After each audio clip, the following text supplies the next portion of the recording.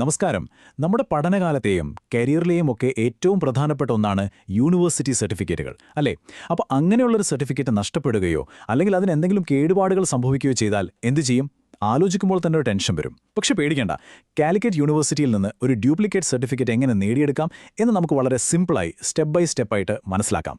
നമുക്ക് എല്ലാവർക്കും അറിയാവുന്ന കാര്യമാണ്, ഇത്രയും പ്രധാനപ്പെട്ട ഒരു ഡോക്യുമെൻ്റ് കയ്യിൽ നിന്ന് പോയാൽ ഉണ്ടാവുന്ന ഒരു വെപ്രാളം. പക്ഷേ ഒട്ടും വിഷമിക്കേണ്ട, ഇതിന് കൃത്യമായൊരു വഴിയുണ്ട്, ഒരു പരിഹാരമുണ്ട്. ആ വഴികളാണ് നമ്മൾ ഇന്ന് വിശദമായിട്ട് നോക്കാൻ പോകുന്നത്. ഓക്കെ, അപ്പോൾ ഈ ഒരു പ്രോസസ്സിനെ നമുക്ക് 5 ലളിതമായ ഘട്ടങ്ങളായിട്ട് തിരിക്കാം. ആദ്യം തന്നെ നമ്മുടെ സർട്ടിഫിക്കറ്റിന് ശരിക്കും എന്താ സംഭവിച്ചതെന്ന് ഉറപ്പിക്കണം. അതായത് നഷ്ടപ്പെട്ടതാണോ കേടായതാണോ എന്ന്. അത് കഴിഞ്ഞ് പത്രപരസ്യം, പിന്നെ ഒരു സത്യവാങ്മൂലം, അപേക്ഷയും ഫീസും, അവസാനം ഇതെല്ലാം കൂടി ഒരുമിച്ച് എങ്ങനെ യൂണിവേഴ്സിറ്റിക്ക് അയക്കാം. ഈ ഒരു ഓർഡറിൽ കാര്യങ്ങൾ ചെയ്താൽ മതി. വളരെ എളുപ്പമാണ്. ശരി, അപ്പോൾ നമുക്ക് നേരെ ആദ്യത്തെ ഘട്ടത്തിലേക്ക് കടക്കാം. നിങ്ങളുടെ സർട്ടിഫിക്കറ്റ് നഷ്ടപ്പെട്ടോ? ഇതൊരു വിഷമമുള്ള കാര്യം തന്നെയാണെങ്കിലും ഞാൻ പറഞ്ഞില്ലേ, ഇതിന് കൃത്യമായ നടപടിക്രമങ്ങളുണ്ട്. അതുകൊണ്ട് ആ വഴിയെ നമുക്ക് മുന്നോട്ട് പോകാം. നിങ്ങൾ ആദ്യം തന്നെ നിങ്ങളോട് ചോദിക്കേണ്ട അല്ലെങ്കിൽ ഉറപ്പുവരുത്തേണ്ട ഒരു പ്രധാനപ്പെട്ട ചോദ്യമുണ്ട്. നിങ്ങളുടെ സർട്ടിഫിക്കറ്റ് മൊത്തത്തിൽ നഷ്ടപ്പെട്ടു പോയോ, അതോ കീറുകയോ നനയുകയോ ഒക്കെ ചെയ്ത് കേടുപാടുകൾ സംഭവിച്ചതാണോ? കാരണം ഇതിലേതാണ് സംഭവിച്ചത് എന്നതിനെ ആശ്രയിച്ചിരിക്കും നിങ്ങൾ അടുത്തതായി ചെയ്യേണ്ട കാര്യങ്ങൾ. രണ്ടും ഒരേപോലെയല്ല. ഇനി നമുക്ക് ആദ്യത്തെ പ്രധാനപ്പെട്ട സ്റ്റെപ്പിലേക്ക് വരാം, പത്രപരസ്യം.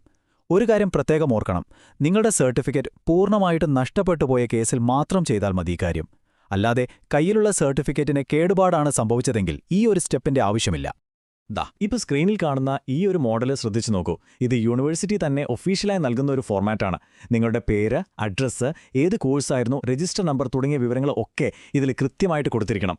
എങ്കിലേ അവർക്ക് നിങ്ങളുടെ റെക്കോർഡ്സ് എളുപ്പത്തിൽ കണ്ടുപിടിക്കാൻ പറ്റുള്ളൂ. ഈ ചെക്ക് ലിസ്റ്റ് ഒന്ന് ശ്രദ്ധിച്ചാൽ നമുക്ക് തെറ്റുകളൊക്കെ ഒഴിവാക്കാം. നിങ്ങൾക്ക് ഏത് പത്രത്തിൽ വേണമെങ്കിലും പരസ്യം കൊടുക്കാം. മലയാളത്തിലോ ഇംഗ്ലീഷിലോ ആകാം, അതിലൊന്നും കുഴപ്പമില്ല. പക്ഷെ പേര്, വിലാസം പോലുള്ള പ്രധാന വിവരങ്ങൾ വിട്ടുപോകാതെ ശ്രദ്ധിക്കണം. പിന്നെ ഒരു പ്രധാന കാര്യം, സർട്ടിഫിക്കറ്റ് നഷ്ടപ്പെട്ടത് വിദേശത്ത് വെച്ചാണെങ്കിൽ അവിടുത്തെ ഏതെങ്കിലും ഒരു ഇംഗ്ലീഷ് പത്രത്തിൽ തന്നെ പരസ്യം കൊടുക്കണം. അത് നിർബന്ധമാണ്. ഇനി രണ്ടാമത്തെ ഘട്ടം, നിയമപരമായ ഒരു സത്യവാങ്മൂലം അല്ലെങ്കിൽ അഫിഡവിറ്റ് തയ്യാറാക്കലാണ്. ഇതൊരു സാധാരണ കത്തല്ല, ഒരു നിയമപരമായ രേഖയാണ്. ഇതിൽ നിങ്ങൾ പറയുന്ന കാര്യങ്ങളെല്ലാം 100% സത്യമാണെന്ന് നിങ്ങൾ ഔദ്യോഗികമായിട്ട് പ്രസ്താവിക്കുകയാണ്. ഈ സ്ലൈഡിലെ വ്യത്യാസം വളരെ പ്രധാനപ്പെട്ടതാണ്. ശ്രദ്ധിക്കണേ, ഇടതുവശത്ത് കാണുന്നില്ലേ? നിങ്ങളുടെ സർട്ടിഫിക്കറ്റ് നഷ്ടപ്പെട്ടതാണെങ്കിൽ അത് കണ്ടെത്താൻ നിങ്ങൾ ഒരുപാട് ശ്രമിച്ചുവെന്നും പത്രത്തിൽ പരസ്യം നൽകിയെന്നും അഫിഡവിറ്റിൽ പറയണം. എന്നാൽ വലതുവശത്ത് കാണുന്നതുപോലെ സർട്ടിഫിക്കറ്റിന് കേടുപാടാണ് സംഭവിച്ചതെങ്കിൽ പത്രപരസ്യത്തിന്റെ കാര്യം പറയണ്ട. പകരം എന്ത് കേടുപാടാണ് സംഭവിച്ചത്, അതായത് ചിതലരിച്ചോ കീറിപ്പോയോ എന്നൊക്കെ വ്യക്തമാക്കിയാൽ മതി. ഇവിടെ വളരെ പ്രധാനപ്പെട്ട ഒരു കാര്യമുണ്ട്. നിങ്ങളുടെ സത്യവാങ്മൂലം തയ്യാറാക്കേണ്ടത് 100 രൂപയുടെ മുദ്രപത്രത്തിലായിരിക്കണം. ഓർക്കുക, 100 രൂപ. ഈ തുക കൃത്യമായിരിക്കണം. കുറയാനും പാടില്ല, കൂടാനും പാടില്ല. ഇത് നിർബന്ധമായും ചെയ്തിരിക്കേണ്ട ഒരു കാര്യമാണ്.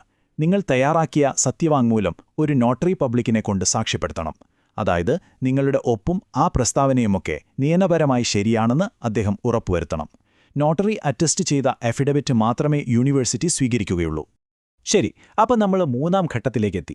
ഇനി നമുക്ക് പ്രധാനപ്പെട്ട അപേക്ഷാ ഫോം പൂരിപ്പിക്കുന്നതിനെക്കുറിച്ചും ഇതിന് എത്ര രൂപ ഫീസ് അടയ്ക്കണം എന്നതിനെക്കുറിച്ചും സംസാരിക്കാം. ആദ്യം തന്നെ യൂണിവേഴ്സിറ്റിയുടെ വെബ്സൈറ്റിൽ നിന്ന് ഒഫീഷ്യൽ അപേക്ഷാ ഫോം ഡൗൺലോഡ് ചെയ്ത് പൂരിപ്പിക്കുക.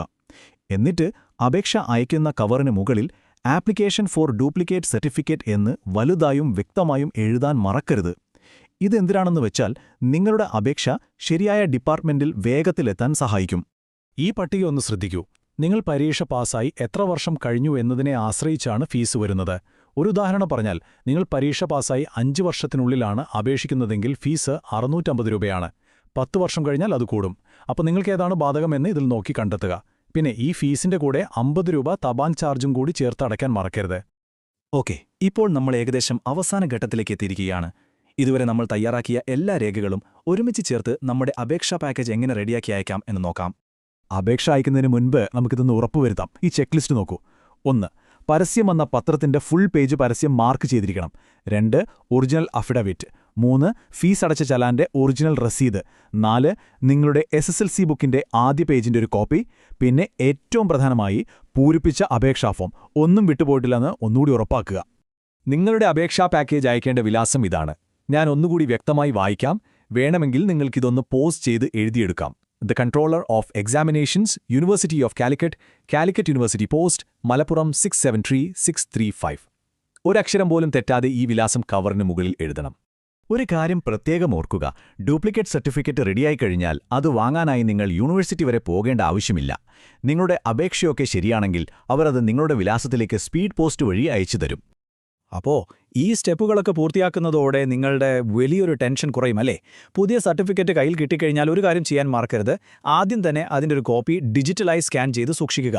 പിന്നെ ഒറിജിനൽ വളരെ സുരക്ഷിതമായി ഒരു ഫയലിൽ വെക്കുക. ഈ വിവരങ്ങളൊക്കെ നിങ്ങൾക്ക് സഹായകമായെന്ന് കരുതുന്നു. പോകുന്നതിന് മുൻപ് ഒരു അവസാന ചോദ്യം. ഭാവിയിൽ ഇത്തരം ബുദ്ധിമുട്ടുകളൊക്കെ ഒഴിവാക്കാൻ നമ്മുടെ പ്രധാനപ്പെട്ട രേഖകൾ ഡിജിറ്റലായി സൂക്ഷിക്കുന്നത് നല്ലൊരു ഐഡിയ അല്ലേ? നിങ്ങളുടെ SLC book, passport, degree certificate, ഇത്രയും രേഖകളിൽ ഏതായിരിക്കും നിങ്ങൾ ആദ്യം തന്നെ ഡിജിറ്റൈസ് ചെയ്ത് സുരക്ഷിതമാക്കുക? ഒന്ന് ചിന്തിച്ചു നോക്കൂ. വീണ്ടും കാണാം.